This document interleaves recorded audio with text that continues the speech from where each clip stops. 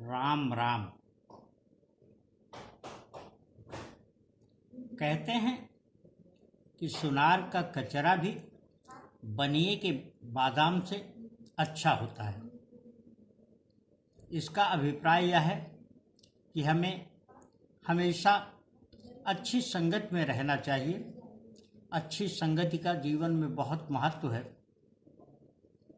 बच्चों को बेहतरीन संस्कार हमेशा देने की कोशिश करनी चाहिए। शिक्षा का जीवन में बहुत महत्व है, लेकिन अच्छी शिक्षा भी वही प्राप्त कर सकता है और कदाचित उसे ही दी जा सकती है जिसके संस्कार बेहतरीन होंगे।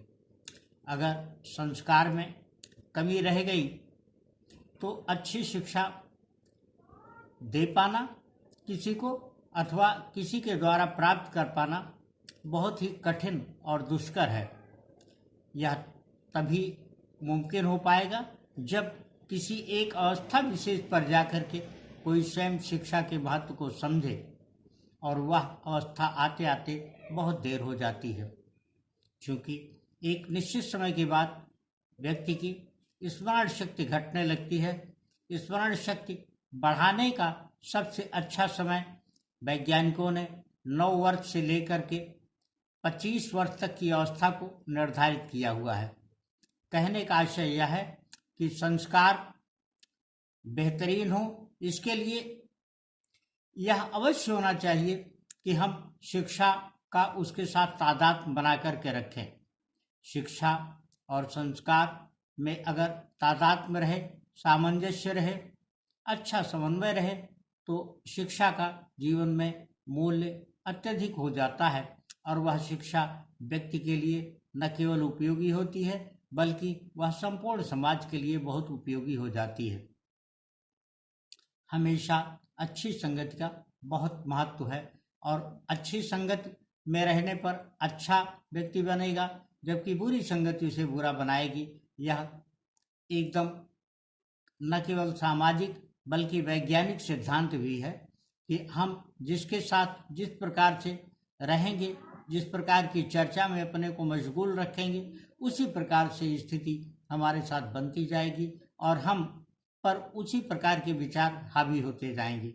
इसलिए हमें हमेशा यह ध्यान में रखने की आवश्यकता है कि हम अगर स्वयं अच्छा बनना चाहते हैं, अपने लोगों को अच्छा बनाना चाहते हैं, तो हमें हमेशा न केवल स्वयं अच्छे लोगों के पास रहना होगा, बल्कि अपने लोगों को भी, अपने बच्चों को, अपनी संतति को, अपनी संतान को, अपने संगी साथियों को भी उसी प्रकार के लोगों के पास ले जाने, पहुंचने और प्रेरित करने के लिए भी हमें ध्यान देना होगा।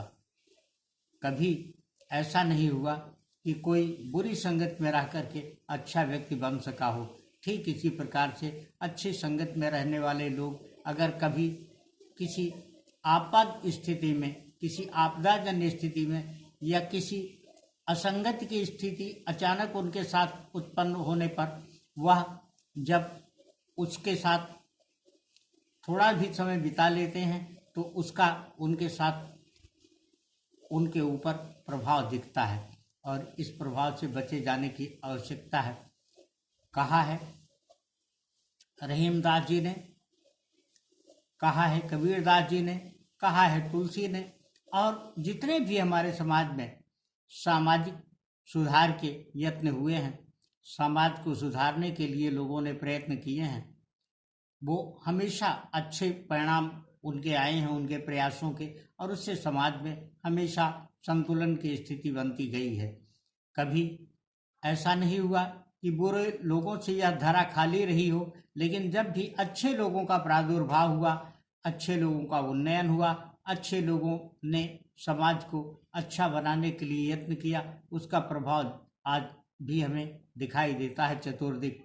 समाज में हर तरह के लोग होते हैं, लेकिन अच्छे लोगों की प्रतिष्ठा स्वयं बनती जाती है। कह रहीम कैसे निभे केर बेर को संग, वह ढोलक रस आपने उनके फाटत अंग की बात तो है ही है, लेकिन एक बात और भी महत्वपूर्ण है, वो ये कि तुलसी संगत साधु की, जो गंधी का बात जो कछ गंधी दे नहीं, कबीरा संगत साधु की जो गंधी का वास जो कछु गंधी दे नहीं, तो भी वास सुबास। कहने का आशय यह है कि हम जब किसी ऐसे व्यक्ति के पास रहेंगे जिसके पास सकारात्मक विचार हैं, सकारात्मक भावनाएं हैं, अच्छा सोच है, तो उसका असर हम पर रहेगा। ठीक उसी प्रकार से जैसे कि हम किसी इत्र बेचने वाले के साथ रहें तो उसका इत्र का प्रभाव, उसकी खुशबू, उसकी महक हम पर भी पड़ती रहती है और हम भी उसका आनंद लेते रहते हैं। ध्यान में रखने की आवश्यकता है कि किसी भी दिशा में ऐसा कोई कार्य नहीं किया जाना चाहिए जो हमारे अपने मन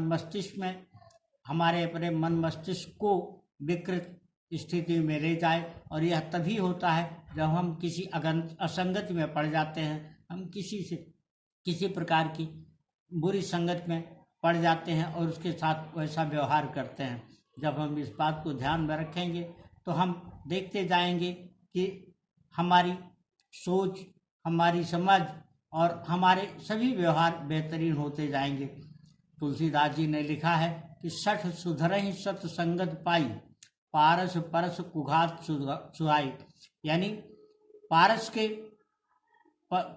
पत्थर के संपर्क में आने पर लोहा भी मान्यता है कि सोना हो जाता है। इसी प्रकार से हमें, जब हम किसी प्रकार यह अनुभव करें कि हमारे अपने जीवन में असंगति का अधिक असर हो गया है, तो हमें तत्काल संगत की तरफ प्रेरित होना चाहिए। हम उस अवस्था में भी अपने को सुधार सकते हैं। जहाँ तक संस्कारों की बात है, संस्कार बेहतरीन बचपन के माने जाते हैं। बचपन के संस्कार अच्छे होते हैं तो पूरा जीवन संवर जाता है। बाद में प्राप्त किए गए संस्कार भी होते हैं।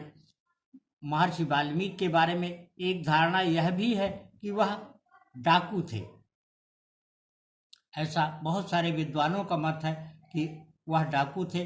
और जब उनको उन ऋषियों ने, उन मुनियों ने यह ज्ञान दिया जो गंगा स्नान के लिए जा रहे थे, और उनसे कहा कि अगर तुम्हें विश्वास नहीं है तो तुम जाकर के अपने परिजनों के लिए, जिनके लिए लूटपाट करते हो, उनसे पूछ करके आओ, तो मुझे बांध करके इन पेड़ों के साथ में। और वो गए और उनके साथ उन्होंने जानकारी ली, प्राप्त किया कि जब जो कार्य वो लोग कर रहे हैं उसके परिणाम को क्या भुगतने के लिए वो तैयार हैं। परिजनों ने कहा कि नहीं, पाप जो तुम कर रहे हो उसका परिणाम मैं क्यों भोगूंगा।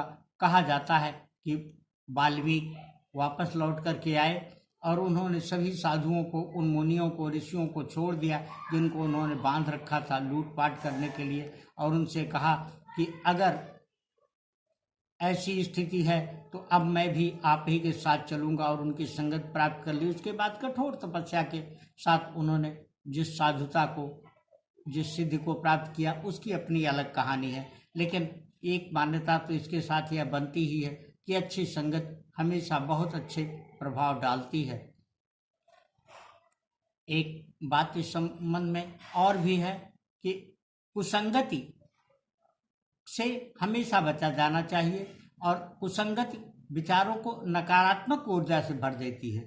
वह नकारात्मक ऊर्जा जब व्यक्ति के पास होती है तो फिर वह सृजित ऐसा कुछ नहीं कर पाता, ऐसा कोई सर्जन नहीं कर पाता जो संपूर्ण समाज के लिए उपयोगी है। समाज में उस उपयोगिता को, अपनी उपयोगिता को, अपने महत्व को बनाए रखने के लिए आवश्यक है कि हम सद्विचारों के साथ रहें। यह ठीक है कि समाज जिस प्रकार का होता हमें दिखाई देता है कि समाज में अच्छे लोगों को बहुत सारे लोग पसंद नहीं करते, अच्छे लोगों से भागना चाहते हैं। लेकिन एक बात ये भी होती है कि जब भी वह अच्छे लोगों के पास, अच्छे लोगों के साथ किसी वजह से भी पहुंच सके तो वो उनकी अवमानना करने की स्थिति में नहीं होते, बल्कि उनके लिए, उनकी प्रशंसा के लिए तालियां बजाने के सिवा उनके पास और कोई चारा नहीं होता है। इसलिए सदियों इस बात को ध्यान में रखें कि कभी हमें अच्छी संगत को ही प्राप्त करने के लिए यत्नशील रहना चाहिए।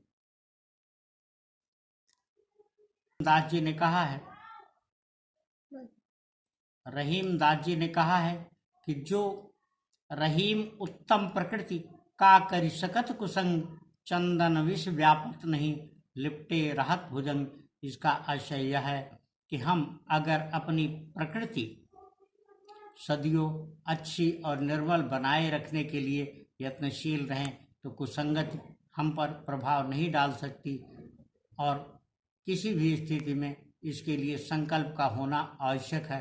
संकल्प से ही सिद्धि प्राप्त होती है, संकल्प से ही साधना प्राप्त होती है, और संकल्प की स्थिति ही हमें सदाचारी बनाती है। इसलिए सदियों संकल्पित रहने की आवश्यकता है। संकल्प साधना का प्रथम पायदान है, और संकल्प हमें साधना को सिद्धि में बदलने की शक्ति प्रदान करता है। राम राम।